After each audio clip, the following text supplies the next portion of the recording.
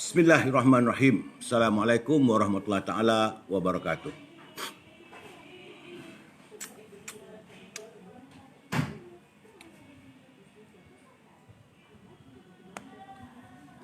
Rubidin, apa khabar? Ya, teman-teman, terima kasih kerana sudi melayari bersama-sama dengan saya dalam Amir Hijaz Fans, ya saudara Khair Osman. Terima kasih juga saudara dapat share dan likes program ini supaya teman-teman yang lain dapat share, kerana malam ini ada banyak cerita. Isu tak banyak tapi banyak cerita. Isu memang panas sekarang ni tentang keadaan politik negara dan keadaan ekonomi dan sebagainya. Saudara Long Kundur, saudara Atta, ya Ruby ya. Saudara Syarul Salim, apa khabar? Saudara Nazli Nas, saya terima kasih lah. Saudara Ibrahim Cik Muda. Baik. Saudara Syah di Kau Baru, tadi saya makan apa ini masih kenyang lagi makan nasi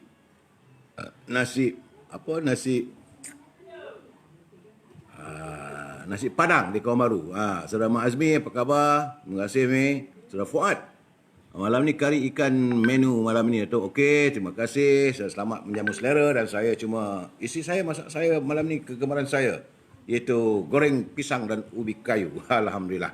Baik, kita mulakan terus dan ni saya tak mau buang masa sebab panjang banyak cerita malam ni saudara Mak Rafi seperti biasa saya mulakan dengan laporan COVID-19 yang melanda dunia sudah pun mencecah 38,744,784 orang warga dunia yang dijangkiti oleh virus corona dengan 1,094,979 dijengah maut.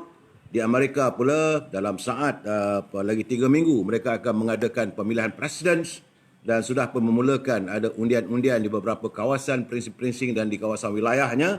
Tetapi Amerika terus dijengah oleh virus corona saudara Hem, saudara Syahami Musa sebanyak 7,962,046 orang telah dijengah oleh wabak virus corona. Din Ain, saudara Ahmad Zaidi, Saja Yusof, apa khabar? Romzin, Mazalin, Nur Hayati Mulyati, ya, saudara Hem. Dan daripada 7,962,000 itu, Puan Juwita, sejumlah 217,497 tewas dan menemui ajal oleh virus corona. Jadi kita harus berhati-hati kerana di negara kita hari ini keadaannya masih terus meningkat.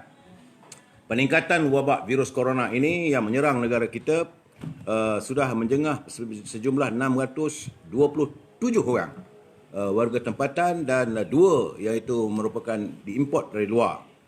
Dan negeri yang paling banyak saudara Mak Irwan, negeri yang paling banyak sekali adalah negeri Sabah dengan 489 jangkitan virus corona, Selangor 50, Pulau Pinang 33, Kuala Lumpur 10 dan 2 import, Perak ada 9, Kedah ada 7, ada penurunan, Melaka ada 3 penurunan, Negeri Sembilan juga ada 1 penurunan.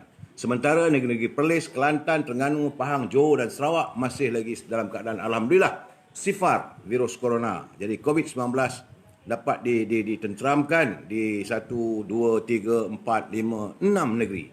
Kita mengharapkan supaya negeri lain dapat segera dihapuskan jaringan virus corona. Itu terutama sekali di Sabah yang terus meningkat. Saya ingin mengajak saudara untuk berfikir sejenak, iaitu seorang lelaki soleh telah ditanya kenapa dia berbuat baik kepada orang yang melakukan keburukan dan kejahatan kepadanya. Lantas lelaki itu menjawab, sesungguhnya aku berbuat baik kepada diriku sendiri, sedangkan dia yang melakukan kejahatan itu adalah melakukan kejahatan terhadap dirinya. Kerana dalam surat Al-Isra ayat ke-7 Allah berfirman, mafhumnya, sekiranya kamu berbuat baik, maka sesungguhnya kamu melakukan kebaikan kepada dirimu sendiri. Dan kiranya kamu melakukan kejahatan, berarti kamu berbuat kejahatan itu kepada diri kamu sendiri. Wallahu a'lam bissawab. Shadaqallahu azim. Sebelum saya memulakan juga, saya nak mengucapkan terima kasih kepada sahabat qarib saya, saudara Nazil Hashim. Pak Nazil, kalau saudara Pak Nazil dengar, sebab beliau telah mengirimkan kepada saya 2 buah buku. Iaitu buku pertama berjudul Pantun Pak Nazil Warkah Pendidikan. Pak Nazil pun tak catat kat saya berapa harganya dan sebagainya. Saya pun tak sempat membaca lagi sebab 2-3 hari ini banyak sangat. Dan buku kedua ialah Pantun Pak Nazil Rangkap di Surat maksud tersirat. Sebab saya kata Saudara Nazir ini adalah sahabat baik saya. Beliau menghantar buku ini yang telah dihasilkan oleh beliau, dan kepada warga, teman-teman penulis, teruskanlah berkarya ya Saudara Azmi Mi. Kedua-dua buku tersebut insya-Allah Pak Nazir saya akan baca bila saya ada kelapangan, kerana sekarang ni Saudara Lee, Saudara Rosli ya. Terima kasih Kedah. Waktu ini agak sibuk kerana melayari banyak isu dan banyak kisah-kisah yang terungkap dan tersiar dalam media sosial hari ini. Bagaimanapun saya tak lupa untuk membaca bahan kiriman saudara Muhammad Azmi Muhammad Ali yang begitu rajin menghantar bahan kepada saya. Jadi dia hantar saya tadi lebih kurang dalam 3 jam tadi. Bila saya baca, saya kata bagus juga ini. Ini nak kata sloka bukan sloka, nak kata pantun bukan pantun. Tetapi beliau, saya rasa ini merupakan gurisan hati beliau. Katanya, seorang pandai menyimpan, seorang tua pandai menyuruh, dan yang seorang lagi pandai menghabiskan. Siapa yang dimaksudkan oleh saudara Muhammad Azmi Muhammad Ali, wallahu a'lam bissawab. Tapi beliau menimbulkan satu persoalan, satu tanda tanya. Itu kiriman kawan-kawan ya. Baik, kita terus masuk dengan hari ini. Saya agak teruja dengan laporan media sosial CINCA di media sosial yang menyebut bahawa akar umbi Parti Perbumi Bersatu Malaysia khawatir kerajaan Perikatan Nasional bakal runtuh. Oleh itu, ahli-ahli akar umbi PBM sudah pun menuntut agar pimpinan dalam PBM akur kepada tuntutan UMNO. Jadi saya baca sikit laporan itu. Katanya sebilangan pemimpin akar umbi PBM khawatir kerajaan gabungan pimpinan parti itu mungkin runtuh. Jadi mereka merasakan kepimpinan PBM harus akur kepada beberapa tuntutan UMNO, termasuk jawatan Timbalan Perdana Menteri untuk mengekalkan pemerintahan. Ini tak betul. Ini tak betul. Laporan itu memang tak betul kerana dalam tuntutan tidak ada. UMNO tidak pernah menuntut jawatan Timbalan Perdana Menteri dalam mesyuarat Biro Politiknya itu hari yang dinyatakan oleh Susah Agung. Haris Zainon, Datuk ni nak tanya sikit. Kuli hantar surat ke Parlimen. Saya akan ulas sebentar lagi. Sabar. Sabar saudara. Saya akan ulas. Memang benda ini saya akan bercakap ni. Ia susulan UMNO mempertimbangkan untuk menarik balik sokongan terhadap Perikatan Nasional jika tuntutan mereka tidak dipenuhi. Tuntutan UMNO mudah saja. UMNO menuntut apa-apa saja soal perjuangan rakyat. Sistem monetorium, bagaimana untuk merangsang ekonomi, bagaimana untuk memperbaiki ekonomi. Perlulah pimpinan daripada Perikatan Nasional mengguna pakai juga idea ataupun berbincang dengan pimpinan UMNO. Ini tidak lain dan tidak bukan kerana UMNO merasakan mereka adalah sebahagian daripada kerajaan Perikatan Nasional.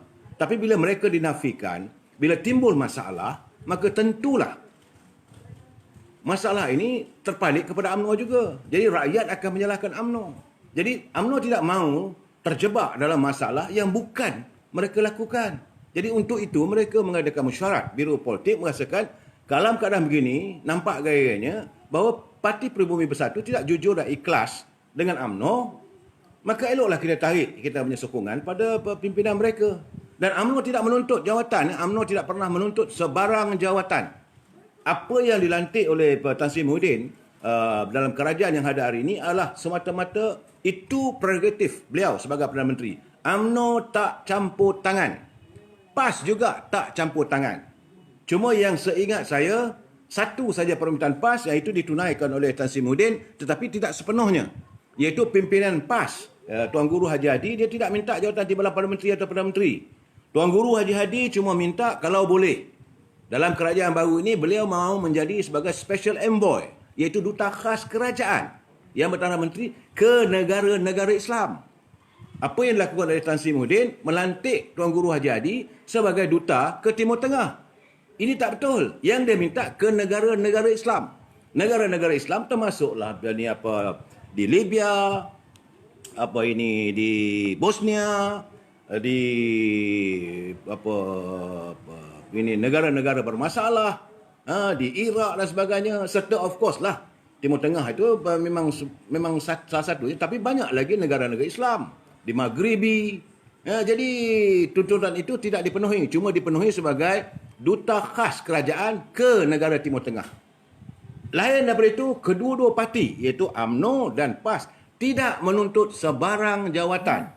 Apa yang ada adalah ditentukan oleh Tan Sri Mahyudin sebagai Perdana Menteri. Kedua-dua pimpinan daripada PAS dan UMNO memahami bahawa pelantikan jawatan menteri dalam kabinet itu adalah prerogatif seorang Perdana Menteri. Jelas ya, jangan selalu mengatakan bahawa apa yang dilaporkan itu bagi saya tak betul. Jadi soal mereka merasa gusar dan ahli-ahli mereka minta supaya UMNO supaya Tan Sri Mahyudin memenuhi tuntutan daripada apa yang diputuskan oleh Biro Disiplin UMNO itu adalah satu tuntutan yang bukan untuk kepentingan diri, tetapi adalah tidak lain dan tidak bukan adalah masalah rakyat. Masalah moratorium, masalah macam mana rakyat hilang pekerjaan, macam mana nak mencari ruang ekonomi untuk memperbaiki negara yang dalam menghadapi kemunduran, kemerosotan ekonomi kesan daripada wabak COVID-19. Bagaimana hala caranya untuk menangani masalah COVID-19, macam mana nak menangani masalah politik yang begitu kucar kacir. Itu sahaja tuntutan Biro Politics. Jadi saya rangkumkan sebagaimana yang dinyatakan oleh Datuk Ahmad Maslas selaku Ketua Agung. Selepas daripada itu, mereka mewujudkan kepelbagaian persepsi. Itu jangan salahkan UMNO. Jangan kata saya menafikan bahawa UMNO ada menuntut sebarang jawatan. Itu tidak.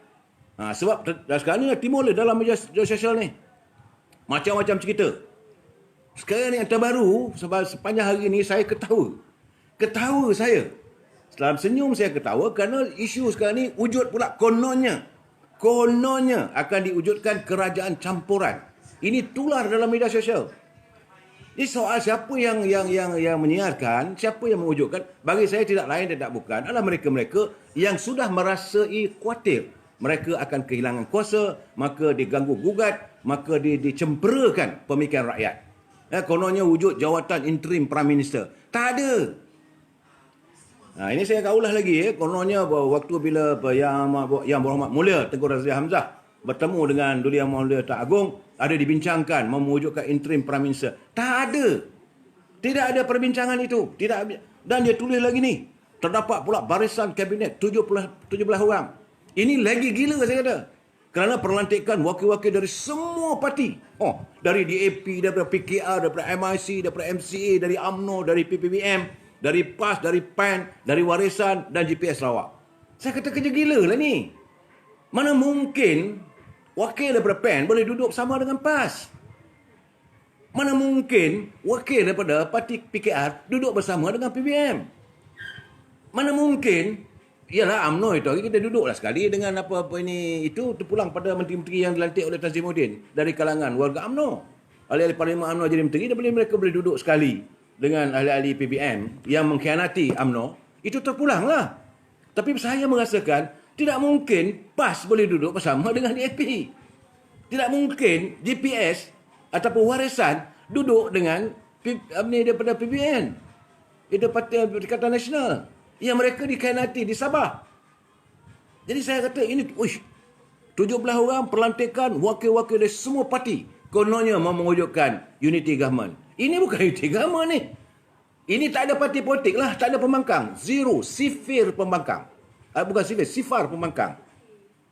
Jadi bagi saya tidak lain tidak bukan, hanya tidak lain untuk mencalarkan nama baik Yang Berhormat Mulia Tengku Razali Hamzah. Sebenarnya apa yang berlaku, ini kemudian saya nak baca juga satu catatan daripada Peguam Muda Syar'i, Saudara Fasaluddin Yusof, dihantar pada saya. Dia kata, setelah kehangatan kisah Datuk Seri Anwar Ibrahim dan Yang Berhormat Mulia Tengku Razali Hamzah berjumpa dengan Duli Yang Berhormat Mulia Tan Agong yang tular dalam media sosial, saya sendiri tertarik dengan usul undi tidak percaya terhadap PM8 yang dipohon oleh Tun Mahathir, Yang Berhormat Mulia Tengku Razali dan terbaru Datuk Amiruddin, bekas Timbalan Menteri seperti dilaporkan oleh Mail hari ini. Itu pun salah juga. Yang Berhormat Mulia Tengku Razali tidak menghantar usul undi tidak percaya. Baca balik suratnya. Apa yang dilakukan oleh Yang Berhormat Mulia Tengku Razali adalah beliau bertanya, minta penjelasan daripada speaker berhubung dengan usul yang dibawa oleh Yang berhormat Tun Dr. Mahathir. Kenapa usul itu tidak dibawa ke atas? Kenapa usul itu tidak bincangkan? Beliau sebagai seorang lama, orang yang begitu lama dalam kerajaan, sebagai ahli parlimen selama 11 penggal. Tengku Razali Hamzah menjadi ahli parlimen selama 11 penggal, bukan satu tempoh yang pendek. Jadi dia melihat ada kepincangan. Kerana bagi beliau, legitimasi Perdana Menteri sekarang ini menimbul tanda tanya. Apakah beliau benar-benar mendapat sokongan majoriti di kalangan ahli dewan? Itu persoalan yang dihighlightkan oleh Muhammad Mulia Tengku Razali. Kerana itu mengikut dalam takrifan dalam perlembagaan. Dulu Yang Maha Mulia melantik seseorang yang pada fikiran baginda boleh mendapat sokongan di kalangan majoriti di kalangan ahli dewan. Jadi beliau mempersoalkan kenapa usul itu tidak dibincangkan. Jadi speaker pula jawab, dia kata Tengku Razali tuduh dia pula begitu. Itu satu hal lagi tu. Kemudian dia berselindung. Kalau hendak usul yang dia bawakan juga, hendaklah berhubung dengan Menteri di Jabatan Perdana Menteri, Datuk Takiuddin. Jadi berselerak jadinya. Yang Muhammad Mulia Tengku Razali mempersoalkan tindakan speaker. Kerana usul itu telah pun diluluskan untuk dibahaskan. Tapi tidak dibahaskan. Dan ini juga melanggar juga daripada ada beberapa peruntukan dalam proceeding persidangan dewan.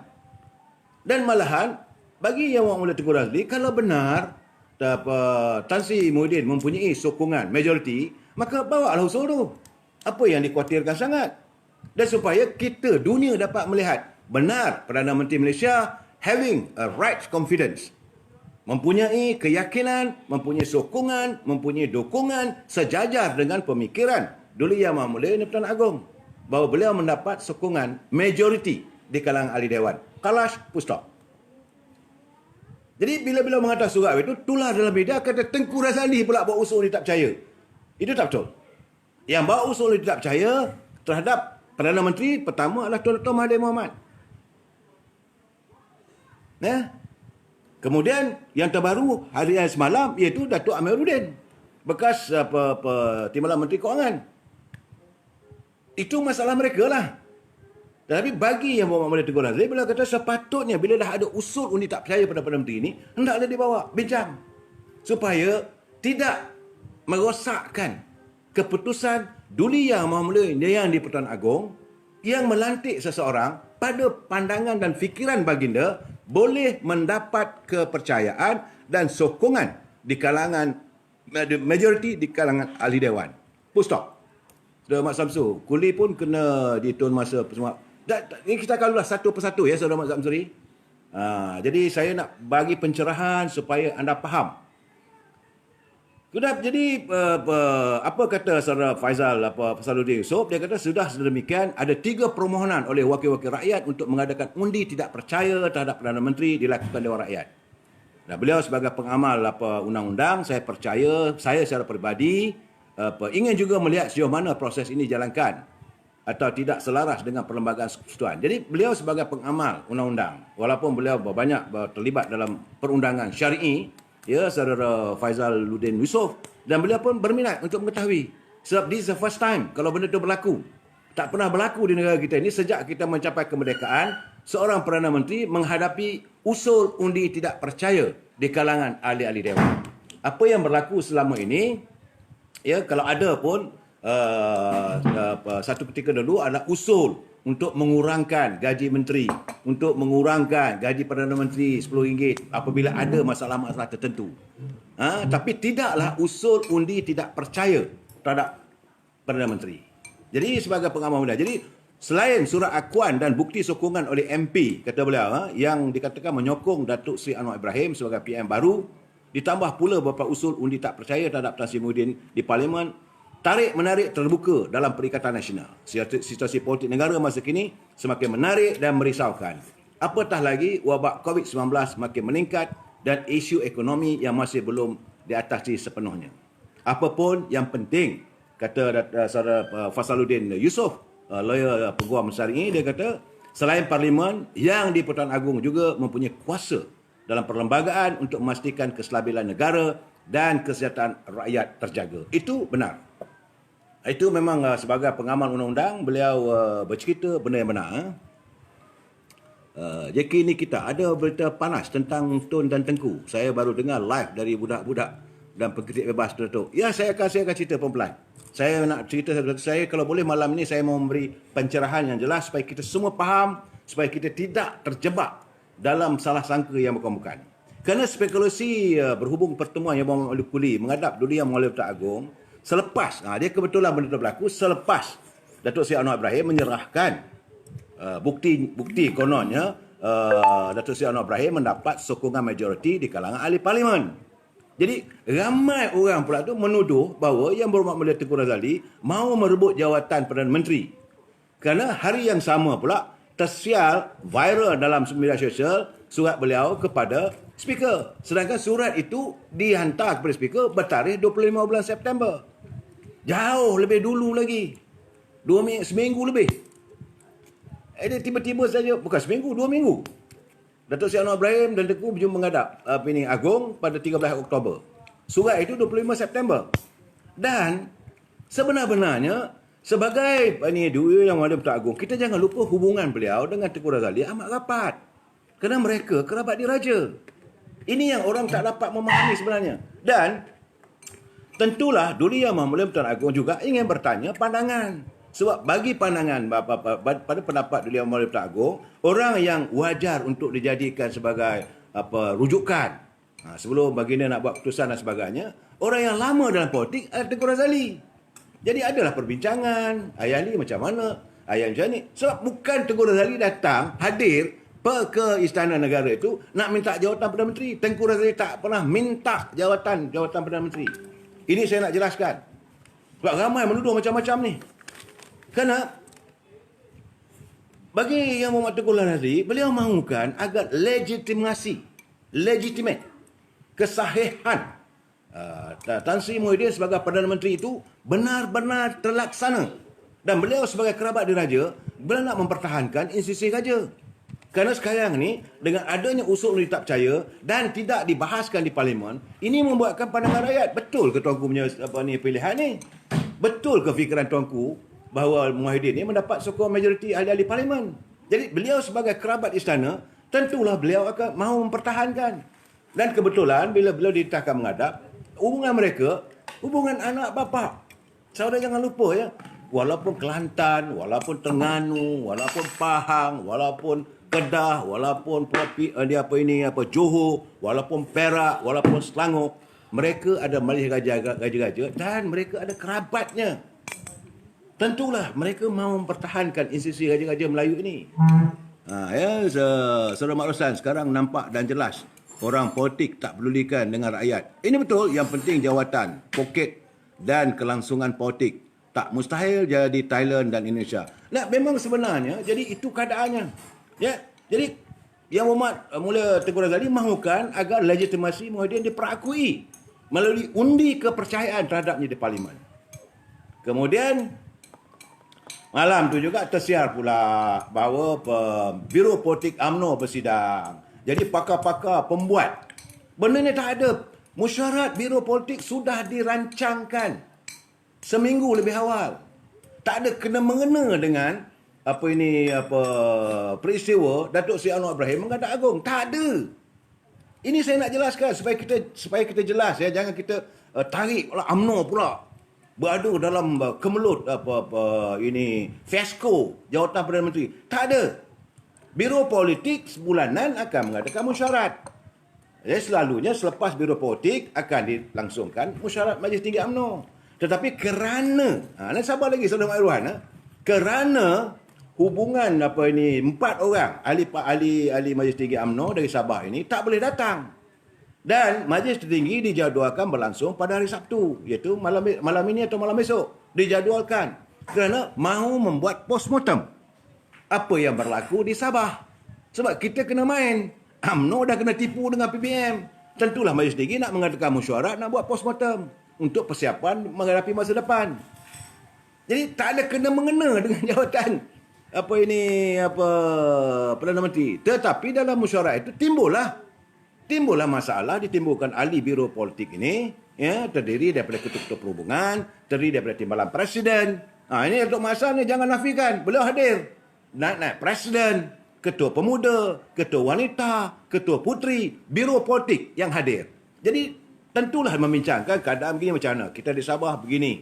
Dan sekarang ni dengarnya mungkin lah bagi saya, bahawa Datuk Seri Anwar Ibrahim pun dah buat usung dia tak percaya apa semua. Jadi dalam keadaan begini, apa stand politik UMNO? Dalam kekalutan begini dia kata, dah itulah keadaannya, wajarlah UMNO menarik sokongan. Itu saja. UMNO tak ada kata nak lepas kuasa. Jangan lupa saudara, tuntutan UMNO sebelum perlantikan Tan Sri Muhyiddin sebagai Perdana Menteri, waktu mereka bermesyuarat dalam bulan Februari dulu, tidak lain dia tak bukan minta selepas Dr. Mahathir tak nak jadi Perdana Menteri, menolak jawatan interim Prime Minister yang dicadangkan oleh Duli Yang Maha Pertuan Agong adalah untuk menuntut diadakan pilihan raya. Clash. Tapi kerana adanya perbincangan, ada parti, lepas itu pandangan Majlis Raja-Raja Melayu, pandangan Tuan Agong apa semua, UMNO akur. Sebab jangan lupa, UMNO ini partinya adalah sebuah perjuangan. Perjuangan kita pertama sekali agama, bangsa dan negara. Bila menyebut soal bangsa, kita uphold. Kita akan mempertahankan to the fullest at any bahawa raja kita. Jadi titah raja akan dihormati. Belum ada dalam sejarahnya UMNO menentang titah raja, melainkan era waktu selepas pertandingan antara Yang Muhammad Teguh Razali dengan Dr. Mahathir. Okey, saya harap seluruh jelas ya. Kemudian jadi untuk memperjelaskan keputusan itu, maka Presiden UMNO mengambil keputusan menghantar Datuk Ahmad Maslan bersama dengan bendahari, iaitu Yang Muhammad Teguh Adnan, yang tak ada kepentingan. Sebab kalau nak hantar menteri-menteri yang lain, mereka ke menteri. Takut lain yang diputuskan oleh mesyuarat, lain yang disampaikan.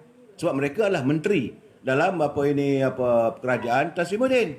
Jadi Datuk Ahmad Maslan dengan Datuk Adnan menyatakan ini pandangan kami. Kalau dah tak nak ikut, tak nak dah tak pandang kami sebelah mata pun, maka saya minta maaf lah bahawa Biro Politik UMNO memutuskan kita akan tarik sokongan.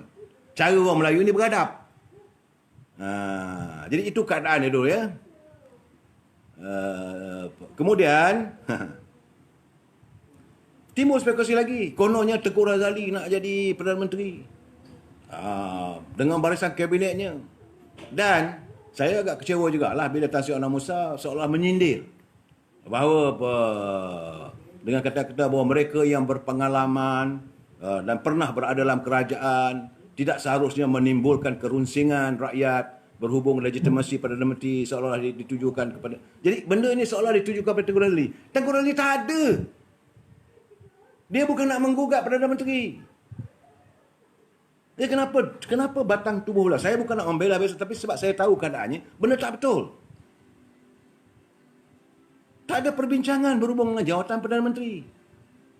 Tetapi kalau selepas ini, setelah dilihat Tan Sri Muhyiddin tidak ada sokongan daripada rakyat, kalau Agong nak lantik Tengku Razali, itu masalah istana dengan Tengku Razali lah.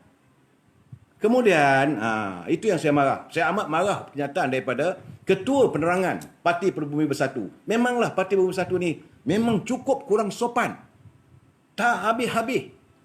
Tak habis-habis memandang UMNO ni dengan pandangan cukup. Tak tahulah saya. Hinalah UMNO ni pada mereka. Tak pasal-pasal. Tengku Razali kena, saudara Wan Saiful kena ingat. Yang Muhammad Belil Tengku Razali adalah pengerusi Majlis Penasihat UMNO. Saudara menyinggung penasihat kami. Bila dia kata, bahawa terdapat 2 orang pemimpin mahu menjatuhkan Perdana Menteri. Bila masa Tengku Razali nak jatuhkan Perdana Menteri awak? Itu you punya hal lah. You punya presiden. Tengku Razali pergi menghadap. Jangan timbulkan soal Datuk Seri Anwar Ibrahim nak bawa usul tak percaya, itu kalash. Yang nak bawa usul ni tak percaya pada Tan Sri Muhyiddin, presiden awak juga datang daripada PBBM. Tak ada kena-mengena dengan UMNO. Tiba-tiba you kata tuduh Tengku Razali. Saya Datuk Wan Saiful Wanjan balik ke London baliklah. Padan pun dia kalah bertanding dulu di London. Kalau nak cuba bertanding mayor apa semua. Nah, bagi saya duduk dalam PTPNN pun tak selesai. Nak tunjuk hebat sangat politik. Kononnya pengkaji lah. Hebat dengan teori itu, teori ini. Tak maaf lah. Padan pun you kalah pun di Parlimen Kedah. ditumbangkan oleh calon daripada PAS. Kerana saya melihat bahawa tak pasal-pasal. Bila dia tuduh dua orang pemimpin, of course ditujukan pada Datuk Anwar Ibrahim dan Tengku Razali. Katanya nak menjatuhkan Perdana Menteri. Ini satu tuduhan yang cukup liar. Jadi kemudian saya nak buat urutan peristiwa satu. Jadi kepada Wan Safa Wan Jan, eloklah tarik balik kenyataan saudara. Jangan tuduh sembarangan pengurusi Majlis Penasihat UMNO. Tak ada kena-mengena dengan masalah Presiden awak. Semua yang berlaku sekarang ni, semua kemelut politik sekarang ni, semua bermula dalam keadaan kerajaan awak semua. Bermula dengan Parti Keadilan bertanding, kemudian tubuh Pakatan Harapan, kemudian tubuh pula kerajaan Barisan Perikatan Nasional. Sekarang ni yang nak tentang Tan Sri Muhyiddin dan Dr. Sri Anwar Ibrahim. Kenapa nak heret UMNO?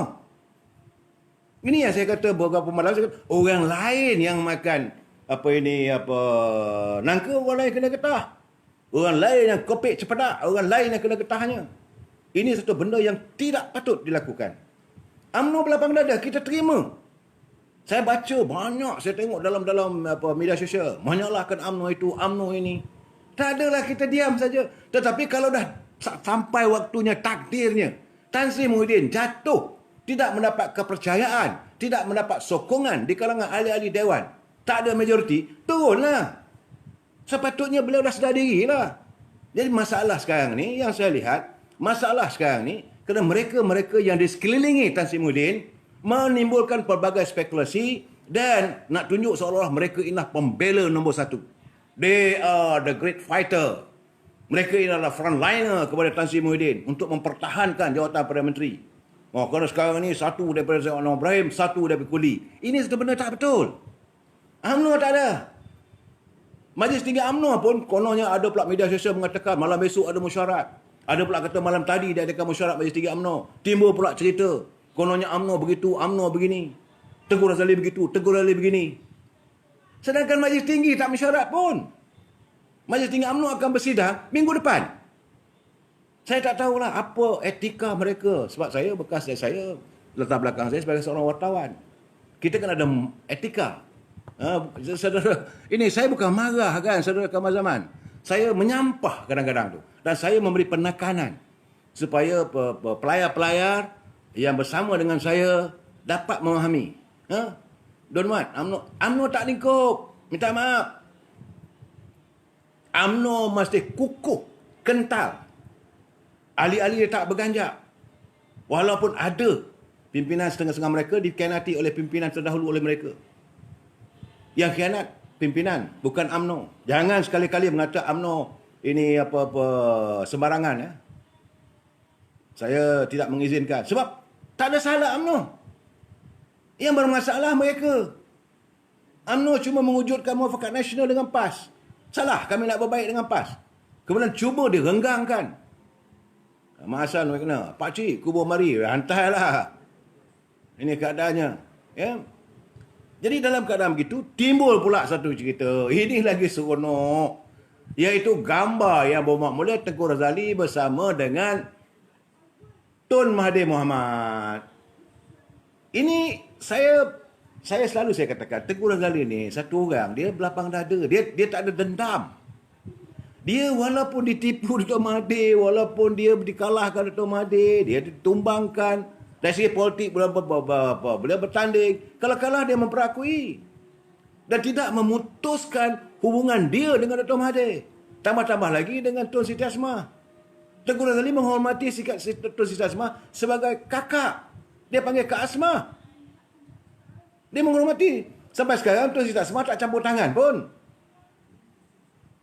Jadi, kalau mereka nak berjumpa, masalahnya. Saya terkejut bila orang kata, oh ini perancangan Tun Mahathir. Minta maaf lah. Antara mereka ni, dah lebih 60 tahun kenal sama sendiri. Sebelum Dr. Mahathir jadi menteri, waktu Dr. Mahathir kena pecat daripada UMNO pun, mereka dah berkawan. Bagi Tengku Razali, politik, one side, hubungan persahabatan, one side. Dia tidak mencampur adukkan. Sebab itu, dia dengan Tun Musa Hitam boleh baik. Tak ada masalah. Jadi, bukan mewujudkan satu conspire Ada satu konspirasi politik kononnya. Kerana yang bermasalah Tun Mahathir dengan Tan Sri Muhyiddin. Yang bermasalah Tun Mahathir dengan Datuk Seri Anwar Ibrahim. Apa masalahnya nak kait dengan Tengku Razali? Oh, jadi ini satu lagi, puak-puak dalam PKR ni pula, tuduh pula Tengku Razali ini bersama dengan Dr. Mahathir menyekat kemarahan Datuk Seri Anwar Ibrahim. Pula dah. Jadi sebelum tu mereka mengatakan mewujudkan kerajaan campuran, kerajaan unity, dan bertelagah benda begitu. Cuma saya tak izinkan apabila mereka mewujudkan persepsi yang buruk. So Dr. Mahathir nak tahu rumah Tengku Razali, siapa nak boleh halang? Mereka kawan lama, kita ni kat sekolah lagi mereka dah berkawan. Mereka berkawan sejak tahun 1960. Kalau 1960, usia saya waktu itu baru 6 tahun. Jangan pandai-pandai pula kita nak tengok mereka pecah apa semua. Nah, di saudara Abdul Razak Alang, ini realitinya. Tengku Razali dia tak ada. Sebab itu saya sejak akhir ni saya baik dengan Tengku Razali sebab saya melihat kejujurannya, keikhlasannya. Dia bertanding jawatan Presiden UMNO. Dia kalah, dia memperakui kemenangan Datuk Zahid. Bila Datuk Zahid dilantik dia sebagai pengurusi Majlis Penasihat, dia terima. Dan dia mempertahankan Presiden. Tahu orang kata lah, Tengku Razali ni nak rampas jawatan Presiden. Ini persepsi orang. Mereka yang tak senang. Mereka yang sekarang ni ada dalam kerajaan yang merasakan kedudukan mereka tergugat. Jadi tak tahu nak dihalakan ke mana kesalahan ini. Kemana kan ku cari? Nak berbalik dengan ni. Kalau pula mereka takut seandainya dulu Yang Maha Pertuan Agong memikirkan calon terbaik adalah Tengku Razali. Siapa boleh nafikan sekarang? Tetapi saudara lupa, peristiwa sewaktu Dr. Mahathir tolak untuk menjadi Perdana Menteri interim dalam kekelibutan, UMNO minta supaya diadakan pilihan raya. Pimpinan PAS kata, kau boleh kita carilah. Jadi pihak istana pula kata, kalau boleh janganlah kita adakan pilihan raya ni sebab baru sangat pilihan raya. Carilah usaha macam mana nak buat supaya tak ada pilihan raya, supaya dapat dicarilah pimpinan baru. Saudara lupa, Yang Berhormat Mulia Tengku Razali hadir ke Istana Negara pada jam 11 pagi. Sedangkan rombongan semua datang petang. Waktu itu, Tuanku ada bertanya, payah-payah Hayali lah jadi Perdana Menteri. Apa jawapan Tengku Razali? Tak boleh, Tuanku. Sebab kami UMNO dah buat keputusan. Kita nak pilihan raya umum. Dia bukan satu orang yang tamak nak jadi Perdana Menteri. Ini masalah ini yang dia orang bukan. Nah, kemudian timbullah macam-macam untuk menghasut. Orang PKR hasut supaya timbul kebencian pada Tengku Razali. Lepas tu orang PBM tu apatah lagi. Sebab Tengku Razali tulis surat kepada Speaker. What happened to the vote of no confidence?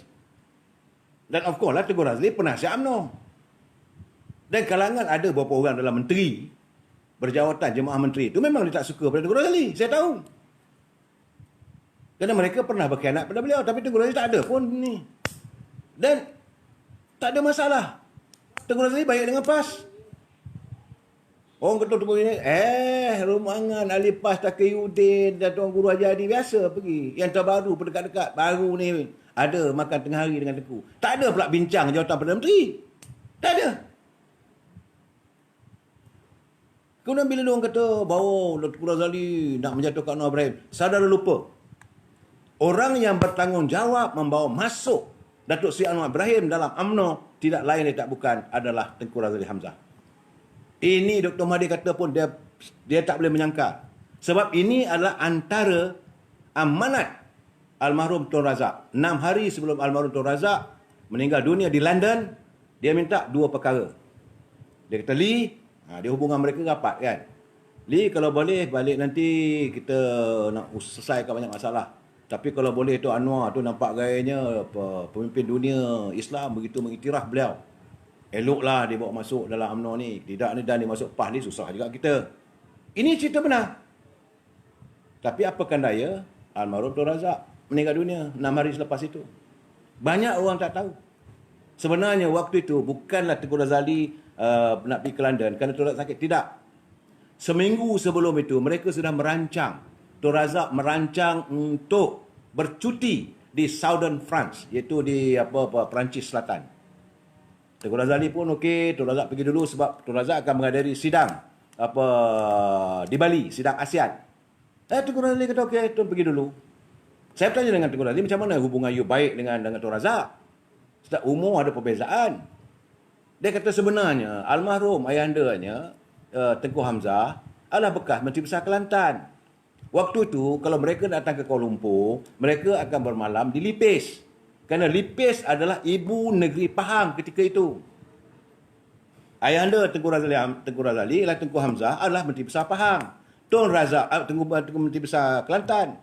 Tun Razak adalah Menteri Besar Pahang. Jadi mereka bermalam. Di situlah terjalinnya hubungan antara Tengku Razali dengan Tun Razak. Sebab itu Tengku Razali juga baik rapat dengan Tun Raha.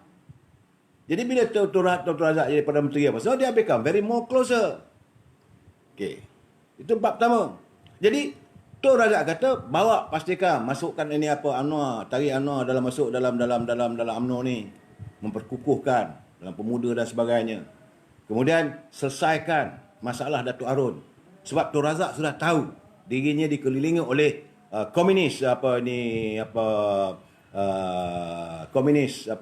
Marxis. Mereka sudah mengadu dombakan yang Allahyarham Datuk Arun tidak bersetuju mengikut kehendak mereka, maka mereka jatuhkan Datuk Arun dengan fitnah. Dan sekarang ni sedang berlaku ni, fitnah di barat dan sebagainya, dia adu domba. Rakyat dikatakan itu ini dan sebagainya. Ini cerita benar. Saudara kalau ada kesempatan berjumpa dengan Tengku Razali boleh bertanya. Kalau saudara ada kesempatan boleh berjumpa dengan anak Datuk Arun yang masih hidup lagi. Datuk Mazlan ada, Datuk Ramlan ada, Tan Sri Azman ada. Mereka boleh cerita bagaimana komunis boleh jumpa dengan Datuk Fahmi Ibrahim, sisa politics. Allahyarham Datuk Arun masih hidup lagi. Jadi ada buku saya yang saya tulis, catatan notanya. Buku diary dari penjara. Memang itu adalah mangsa kepada percaturan komunis, Marxis. Dan Datuk Arun adalah still pada Tun Razak. Jadi bila Tun Razak dah meninggal, Tengku Razak balik, cari Mak Yan, ibu kepada Saudara Anwar Ibrahim. Jadi ketika itu, Mak Yan pernahlah isteri kepada Pak Ibrahim. Pak Ibrahim adalah Setiausaha Parlimen di Kementerian Kesihatan. Jadi mudahlah hubungan tu. Pujuklah Mak Yan supaya minta Saudara Anwar Ibrahim masuk dari UMNO. Jadi ketua pergerakan, belum jadi masuk di UMNO saja. Dan Datuk Seri Anwar Ibrahim datang hadir ke pejabat Tengku Razali waktu itu beliau menjadi Menteri Kewangan. Dia datang. So Datuk Seri Anwar Ibrahim tanya dengan Tengku Razali, dia kata, saya ni tahulah perjuangan saya Islam. Kata Datuk Seri Anwar Ibrahim. So kalau saya masuk UMNO ni macam mana tahulah gini, saya lebih mirip pada perjuangan Islam. Okey. Kata Tengku Razali, kalau betul ni nak berjuang, sekarang ni saya sedang merangka untuk mewujudkan sebuah bank Islam. Why not? You ambil ini, you study, and then we come out with the proposal, kita sama-sama tangani. Itulah wujudnya Bank Islam. Orang katalah, wah ni tak ada idea, the brainchild came from Tengku Razali, dilaksanakan oleh Datuk Seri Anwar Ibrahim waktu beliau menjadi Menteri Kewangan. Ini sejarahnya. Tapi takkanlah sebab itu Tengku Razali nak menyekat kemarahan Datuk Seri Anwar Ibrahim sebagai Perdana Menteri. Where is the logic? Dia yang bawa Anwar masuk dalam UMNO, maka dia pula nak sekat. Ini tak betul. Dan kena ingatnya, Tengku Razali pengurusi penasihat Majlis UMNO. Oh, sudah pula timbul pula di kalangan menteri-menteri UMNO ni. Ini satu hal lagi ni. Kerana kehadiran dia pergi ke istana tu, dia tak refer pada majlis tinggi. La ilaha illallah Muhammadar Rasulullah. Saya kata, apa hal lah dia orang ni? Ini kalangan menteri-menteri yang takut ni. Takut kehilangan jawatan. Bahawa mereka sudah nampak terbau bahawa Tengku Tan Sri Muhyiddin akan jatuh at any time. Hanya masa menentukan. Tan Sri Muhyiddin pasti akan jatuh. Kerana Datuk Nazir Aziz dah tak setuju dengan Tan Sri Muhyiddin. Datuk Najib dah tak setuju. Dan Tengku Razali telah menyuarakan, dia kata kalau ini cara ni dia pun tak setuju. Dan kalau tiga ni tumbanglah.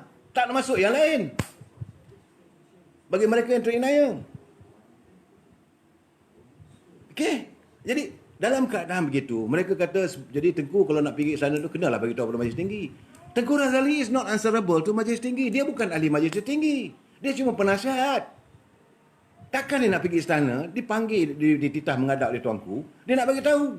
Takkan dia nak cerita apa dia bincang dengan tuanku. Itu antara mereka nak beranak lah.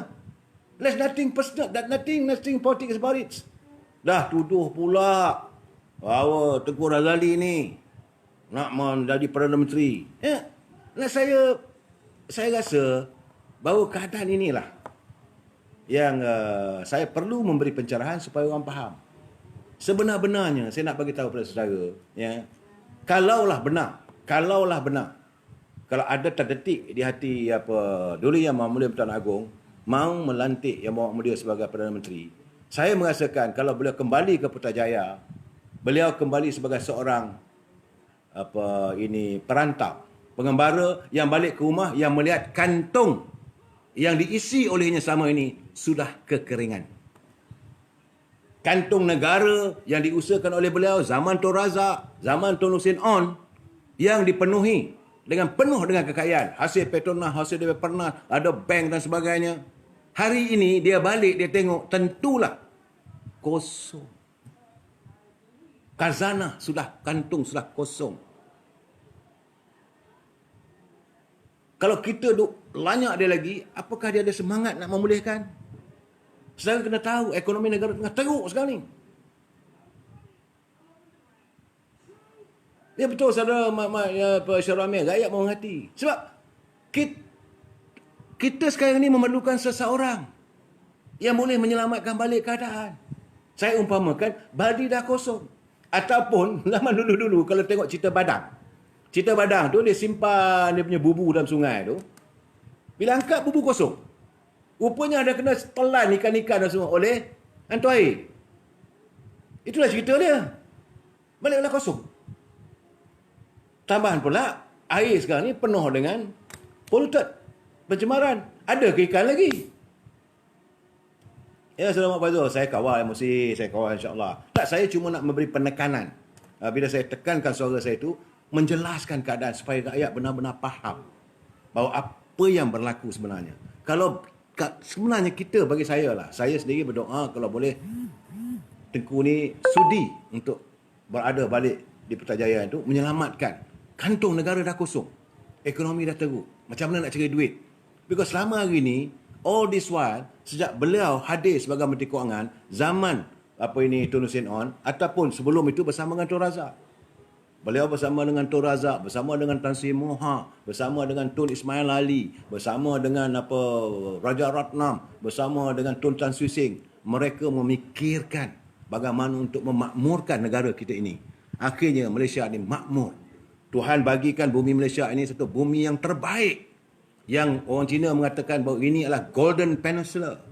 Negara yang cukup makmur, yang tak ada typhoon, yang tak ada volcano, yang tak ada banjir sebesar-besarnya, yang tak ada ribut salji, yang tak ada kemarau berpanjangan macam mana berlaku di Utopia. Negara yang subur, tanam apa saja pun jadi. Ada pula hasil timah, lepas timah ada besi, ada emas, ada minyak. Tuhan kurniakan pada negara ini. Dan diblend oleh pimpinan-pimpinan terdahulu yang ikhlas dan jujur untuk rakyatnya. Tapi selepas itu dirampok. Hasil itu dirampok. Kosong kantung negara. Dan keadaan begini, apa nak jadi? Sebab itu Perdana Menteri sekarang ni tak berani nak bercakap pasal soal ekonomi.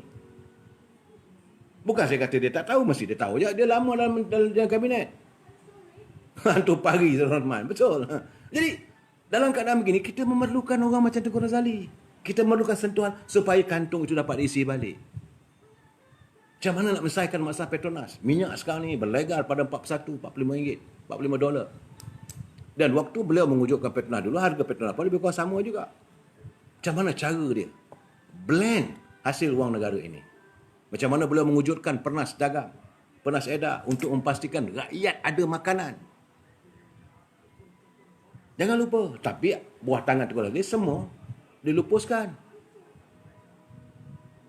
Kalaulah Pernas ada sampai hari ini, kita tak risau. Jadi apa pada negara kita ni, makanan ada. Ini keadaan sebenarnya. Tapi Pernas Edar dah tak ada. Dah dilingkupkan. 50 Khidmat rantai dah tutup. Ini keadaannya. Dan sistem perbankan. Betul, Tengku Zafrul adalah seorang bankers, merupakan anak kelahiran yang dilahirkan oleh negara kita sebagai orang yang pakar dalam bidang kewangan. Tetapi dia tak perlu seorang. Jadi kehadiran Tengku Razali ini boleh membantu beliau. Kenapa ditomah dengan sebegitu? Kalau Tengku Razali nak jadi Perdana Menteri dah lama dah. Ni malam ni saya masuk bab ni. Saya nak cerita. Kalau Tengku Razali nak jadi Perdana Menteri dah lama dah. Saya kena ingat. Tahun 1976. Ini sebab baru menomah mengatakan Tengku Razali nak jadi Perdana Menteri. Saya nak bagi tahu kalau dia nak jadi Perdana Menteri dulu lagi. Dia bukan kemaru untuk jawatan itu. Apa pengisian Tengku Razali dalam kantong negara? Dengan usahanya wujud Petronas. Kemudian Felda bersama dengan Tan Sri Tek Mandat. Dan Pernas Edar. Malahan saudara tidak tahu. Bank of Commerce itu adalah bank Tengku Razali. Bank of Commerce milik Tengku Razali. Asalnya Bancang Bank. Seorang pemiliknya dia asal daripada Sarawak. Dia kalah tanding judi di Genting. Dia jumpa Tengku Razali. Dia kata, I want to sell all my shares. Sebab I got problem dengan my brother apa semua tu. I need the money. Saya nak bayar hutang saya pada adik-beradik saya. Saya nak jual semua saham saya dalam Bancang Bank. Tengku Razali ambil. Jangan lupa beliau adalah pakar ekonomis from University of Belfast. Kemudian bila dia dah ambil alih Bank Bancang, dia jumpa Tun Razak. Sebab dia dengan Tun Razak ni macam anak dengan bapa, macam adik dengan abang. Hubungannya sebab yang berkawannya Tun Razak dengan Allahyarham almarhum bapanya Tengku Hamzah. Jadi dia cerita dengan Tun Razak, Tun, saya baru beli bank. Bank apa? Kata Tun Razak. Bancang Bank. Tun Razak kata, mana boleh ni? Tak boleh. Sebab you jaga Bank Bumi Putra. Mana boleh you ada dua bank? Oh, betul juga dia kata. So how? No, you cannot. Jadi apa dia buat? Dia serahkan pada UMNO. Bulat-bulat, tak ada 10% pun dia ambil. The whole of share Bancang Bank ni bagi pada UMNO. Dan ditukar Bancang itu kepada Bank of Commerce. Sila buka sejarah Bank of Commerce atau Bancang Bank. Selepas itu ditukar kepada penggabungan antara Bank Bumi Putra menjadi CIMB. Asalnya saham-saham itu adalah milik UMNO. Tapi bila UMNO diharamkan, maka mereka melakukan penjarahan. Tentulah dia kecewa.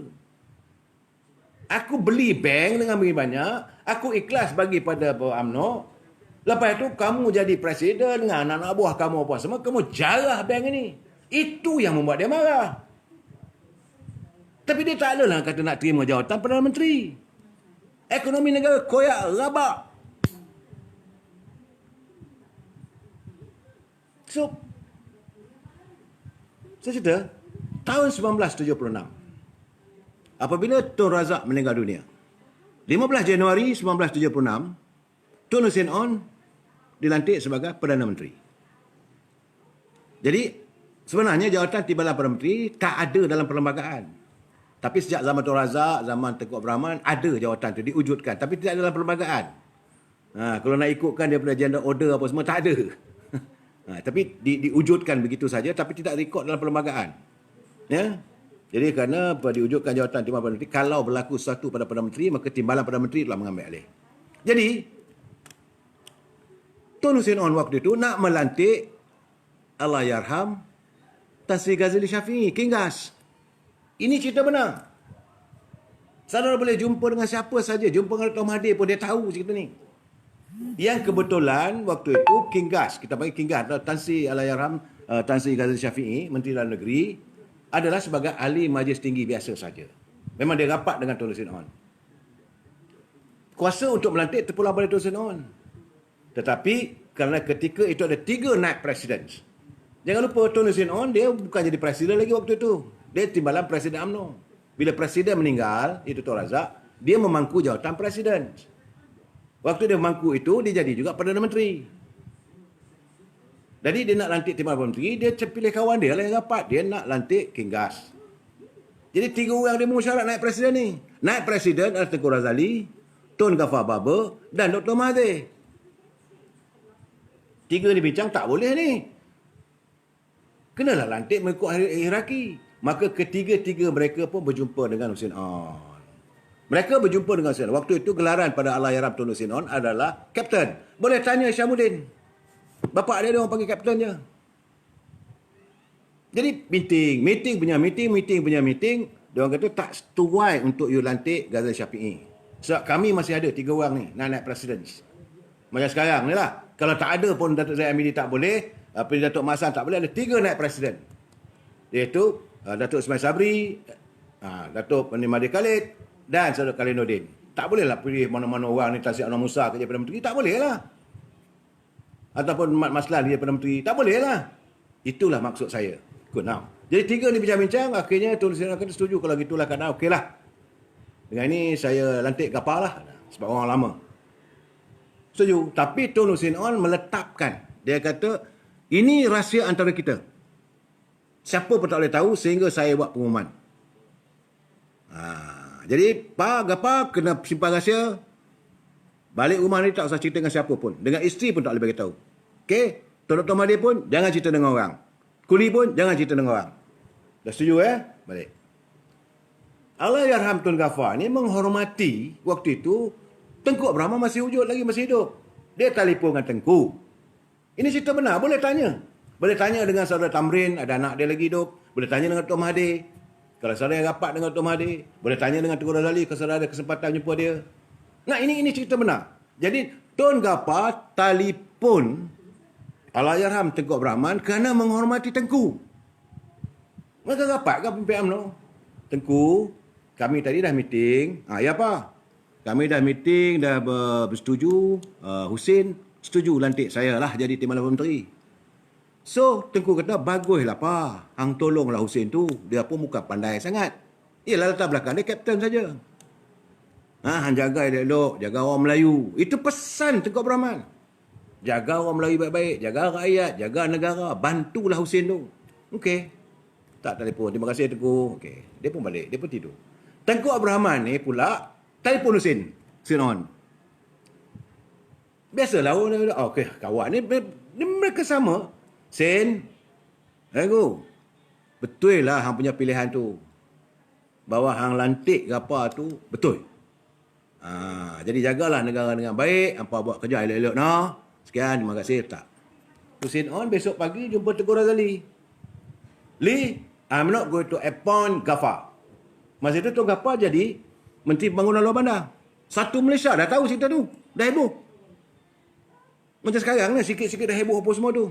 Sebab Malaysia ni, gosip ni kadang-kadang ada kebenarannya. So, dia tegur dia pasal apa? Dia kata Ghaffar bagi tahu kat Tengku. Allah. Sedangkan janji. Gini orang dulu-dulu menyimpan rahsia negara. Kalau rahsia ini pun kamu tak boleh tahan, apa lagi kalau rahsia negara? So, I'm not going to appoint Ghaffar. So, I tetap nak lantik Ghazali Syafiee. Dia pilihan ni Ghazali Syafiee juga. Tengku Razali kata, tak boleh, Kapten. Dia panggil Datuk Husin On tu Kapten. Kapten, tak boleh. Ini saudara boleh tanya dengan ini Syamuddin. Tak boleh, Kapten. So, saya rasa, Tengku Razali, saya rasa yang terbaik adalah Dr. Mahathir. Sebab dia orang berpendidikan, dia doktor, dia berani, dia adalah pemimpin masa depan. Di situ lagi Tengku Razali dah tahu cara pemikirannya. Jadi kalau dia tamak nakkan jawatan, waktu itu dia dah ambil dah. Tapi Husin On kata, I'm not going to trust him. Sebab Husin On simpan dendam juga. Sebab Dr. Mahathir dok balon Tengku Abdul Rahman. Dr. Mahathir baru bantai di Presiden UMNO. Sejarahnya dia kata, I'm not going to trust him. No, dia kata, saya akan bantu. Jangan risaulah, Kapten. Percayalah. Okey, setuju. Husin On kata, I'm not going to trust him. Tapi lantik juga. Jadi bila pelantikan Dr. Mahathir diumumkan, Cik Ghaffar dah ingatkan dia lantik. Tiba-tiba, all over the sudden, nama lain timbul nama Dr. Mahathir. Maka beliau pun mengambil keputusan meletak jawatan sebagai Menteri Pembangunan Luar Bandar. Boleh cek dalam Wikipedia, jawatan terakhir Allahyarham Tun Ghaffar sebelum beliau meletak jawatan sebagai Menteri Pembangunan Luar Bandar. Dan dia kecewa. Sebab dia janji, tak dapat. Okay, habis. Dalam keadaan begitu, maka berjalanlah. Daripada 1976, Dr. Mahathir, tahun 1980, dia pasang Allahyarham Sulaiman Palestin. Sulaiman Palestin ni bapa angkat Khairuddin ni. Yang sekarang ni duk ikut Komandan Tengku semua. Bapa angkat dia tu. Sulaiman Palestin. Masa itu Allahyarham Datuk Sulaiman Palestin adalah Ketua Perangan UMNO. Pakat penyepakat dan waktu itu juga Hussein On bermasalah kerana tidak mahu membela Datuk Harun. Sedangkan amanat Tun Razak. Tak, dia kira keras kepala dia juga. Anyway, I have to put Harun to jail. Oh, itu. Ini saudara boleh baca buku dalam ni. Yang cerita Tengku Razali ni. Rahsia yang terpendam. Saya buat. Saudara boleh dapat buku ni. Nanti saya turun anak saya macam mana dapat buku ni apa semua bolehlah saya ni. Saya pun tak tahu macam dalam media ni. Punan ada yang apa buku berjudul apa diary dari penjara. Ada dalam tu.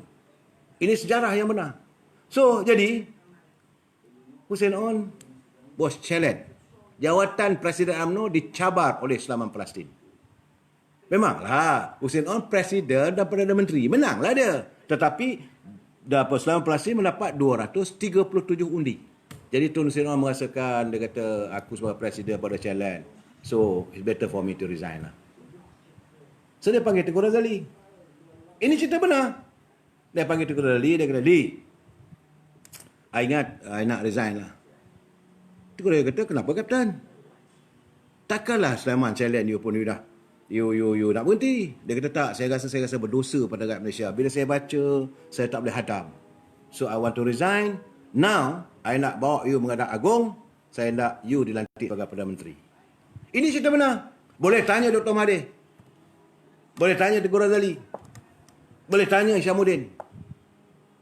Tengku Razali kata, tak boleh. Sebab Dr. Mahathir jadi timbalan Perdana Menteri.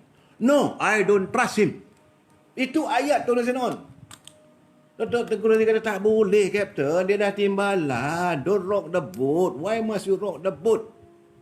No. Ginilah dia kata. I will support him. Jangan risau. You nak berhenti, 1 okay.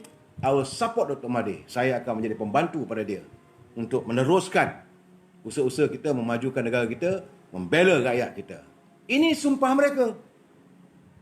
Sebab itu, Tunku dalam dia punya surat. Cuba saudara baca elok. Surat dia pada ini speaker. Saya mengangkat sumpah untuk mempertahankan perlembagaan. Saya tak akan mungkir pada sumpah dan kesetiaan saya. Dia berpegang pada itu. Jangan kata dia buat usul ni tak percaya nak jatuhkan orang. Tak ada. So, akhirnya Hussein On kata okeylah. Panggil Dr. Mahathir.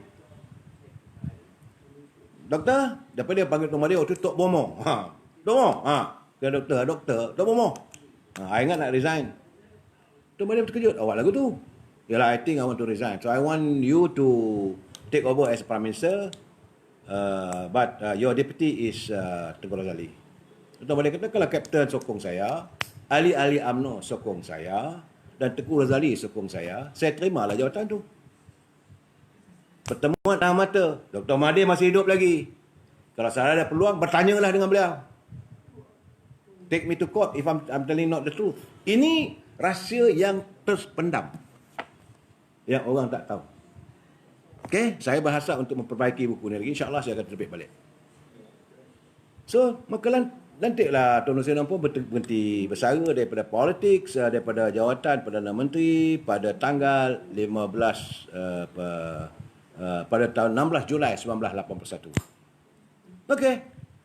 Dan Tengku Razali tak pernah tuntut. Dr. Mahathir jadi Perdana Menteri, tunggu bulan pertama. Tak ada. Tunggu bulan kedua. Tak ada. 3 bulan lamanya.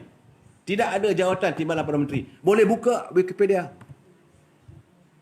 Boleh cek handset di Parlimen dan sebagainya. Malaysia tidak mempunyai jawatan timbalan Perdana Menteri. Selama 3 bulan selepas Dr. Mahathir mengangkat sumpah sebagai Perdana Menteri. Akhirnya pada satu hari, Tengku Razali ini dipanggil Dr. Mahathir. Dok, beginilah Lee. Ingatlah ke Dr. Mahathir. Jawatan timbalan Perdana Menteri ni saya rasa lah elok kita bagi UMNO yang endorse. Biar UMNO yang menentukan. Kerana ini parti mengasuhi kerajaan. Nampak dia punya belit tu. So, dia kata, let you allow the UMNO to decide. So, you bertandinglah jawatan timbalan presiden. Dia kata, okey lah kalau you dah suruh gitu. Dia bukan hadap untuk jawatan tu. Nak cari kekayaan, dia dah kaya. Anak tak ada. Sampai sekarang ni, isteri pun tak ada. Tak ada apa yang dia nak ni. Selalu dia cakap dengan saya, Datuk, saya dah cukup segala-galanya. So, jadi, dia kata semua yang saya fikirkan ni rakyat. Negara kita. Saudara Azwan Ali, Tok Bomoh tu cek dia lah. Betul.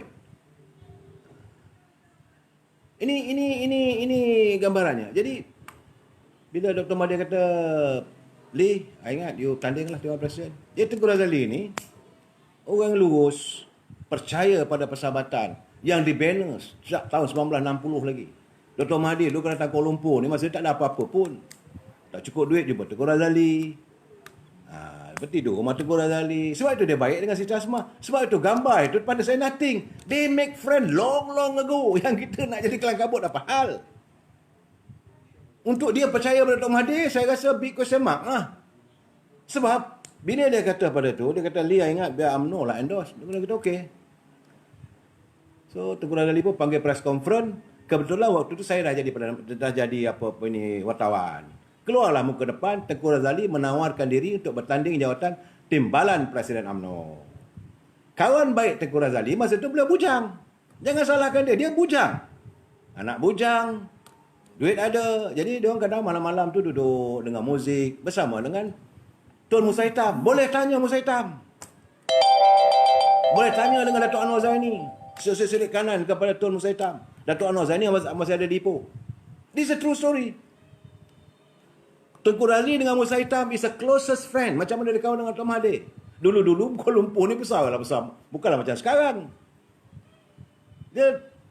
Jadi dalam buat pengumuman tu, Musa Hitam telefon pada Tengku Razali. Lee, yes. Musa, malam ni kita nak minum kat mana? No. I dengar you buat pengumuman, you nak bertanding dalam presiden. Yes. Tahulah, Bomoh suruh bertanding lah dia kata. Ni, what you say, kalau I bertanding sama? Ni kawan. Apa kata you kalau saya bertanding sama? Tengku Razali kata, Musa, the more the merrier. Bukan nak tahan, kawan. The more the merrier. Saya akan cerita selanjutnya. Kita jumpa lagi malam esok. Wabillahi taufiq wa hidayah. Wassalamualaikum warahmatullahi taala wabarakatuh. Selamat malam.